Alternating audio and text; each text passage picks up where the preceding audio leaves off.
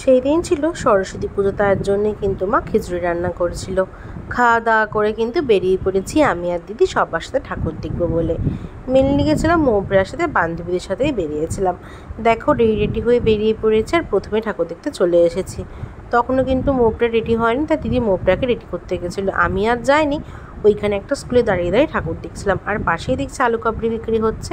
সেই স্কুলবেলাকার কথা মনে পড়ে গেল, দেখেই আলু কাবড়ি নিয়ে নিয়েছি।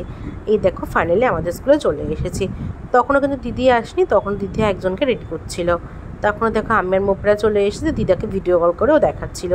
দিদা যেহেতু তখন শরীরটা খারাপ ছিল, দিদা আমাদের বাড়িতে এই বছর আর আসতে পারিনি।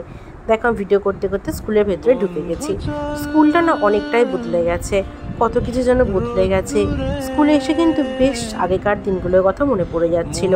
কত সুন্দর ছিল জীবনটা, এত জীবনে টেনশান, এত কষ্ট কিচ্ছু ছিল না।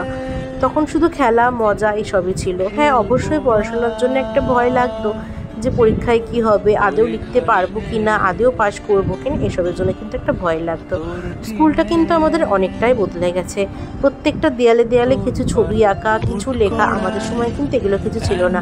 আর দেখো আমাদের কিন্তু স্কুলের প্যান্ডেলটা খুব সুন্দর করেছিল, আর এটা না স্টেজও টাইপেরও করেছিল। আমাদের সময় কিন্তু স্টেজটা ছিল না, নতুন করে বানিয়েছে। মায়ের মুখটাও কিন্তু বেশ সুন্দর লাগছিল, আর চারিপাশের ড্রয়িংগুলোও কিন্তু খুব সুন্দর লাগছিল। সত্যি কথা বলতে গেলে স্কুলে এলে না খুব বেশি মনটা খারাপ করে। আগের বছর আসতে পারিনি, এই বছর এসেছি। তাই আগের বছরও সাতটা স্কুলে যেতে পারিনি ছোটো থাকতে, এই বছর আর যাওয়া হলো না। এইখানে না আমাদের স্কুলে মিড ডে মিল দিত, কত লাইন করে, কত দাঁড়িয়ে থেকে ডাল ভাত খেতাম। কত পুরনো স্মৃতি রয়েছে। আর দেখো এখানে জানলার পাশে একটা মিমমিমও বসেছিল। তখন কিন্তু এসব কোনো কিছুই ছিল না। আর এইখানে না আমরা জল নিতে আসতাম এই টিউবওয়েলটা টিপে। আর তখনও না জল পড়তো এই সাইড দিয়ে, বৃষ্টি পড়তো, ওই গায়ের মধ্যে জল পড়তো, তবুও সেই টিপে টিপে জল নিতাম। জলের বোতল শেষ হয়ে যেত না, তবুও জল ফেলে দিয়ে জল নিতে আসতাম। আর এই জায়গাটা না আমার দিকে একটা ক্লাস ছিল, তখন ক্লাসের পেছন দিকে না চালের বস্তা রাখা থাকতো। আমরা সেই বিয়ের সময় যে রিচুয়ালটা হয় না, মায়ের খেয়ে চাল দিয়ে বলে মা তোমার সব ঋণ শোধ করে দিলাম, আমরা সবাই মিলে কিন্তু পেছন দিকে চালের বস্তাটা ছিটিয়ে ছিটিয়ে ওরকম করতাম। ওই চালটা মেয়ে ছিল মিড ডে মিলের জন্যে। আর দেখো ওই জায়গাটা এখন হয়ে গেছে খাবার টেবিল। অনেক কিছু বদলে গেছে, প্রত্যেকটা ঘর, প্রত্যেকটা দেয়াল, কত স্মৃতিই না রয়েছে। আর এই ক্লাসরুমগুলোতে দেয়ালে দেয়ালে খুব সুন্দর করে আঁকা রয়েছে। ভিডিও করছিলাম, মনটা কিন্তু ভীষণ খারাপ হয়ে যাচ্ছিলো। পুরনো দিনের কথা কিন্তু বেশ মনে পড়ছিল।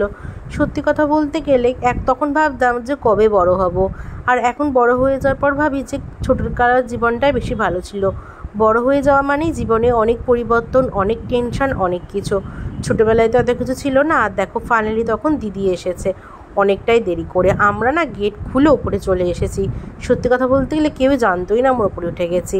পরে না মেন গেটটাও তালা দিয়ে দিয়েছিল। পরে আবার দারোয়ান কাকুটাকে মিথ্যে কথা বলে আবার দরজা খুলিয়েছি, বলেছে আমরা বাথরুম করতে ওপরে এসেছি। আর এইটা হলো আমাদের 7C ঘর। এই ঘরে না অনেক স্মৃতি রয়েছে। সত্যি কথা বলতে গেলে স্কুল লাইফে 7Cটাকে খুব মিস করি। সবাই মিলে একসঙ্গে গান, এত মজা, এত বকা, এত পুরনো স্মৃতি। সত্যি কথা বলতে গেলে অনেক খারাপ লাগছিল। আর কি বলবো বলো, এই সময় সত্যি আর কিছু বলতে পারছি না, খুব ভালো লাগছিলো। ফাইনালি দেখো আমরা অনেকগুলো ভিডিও আর ছবি করেছি, অনেক ভিডিও ছবি তোলা হয়েছে। সত্যি কথা বলতে গেলে আর কোনো ভিডিও সেরকম বানাইনি। ভিডিওটা কিন্তু এখানেই আমি শেষ করে দিই।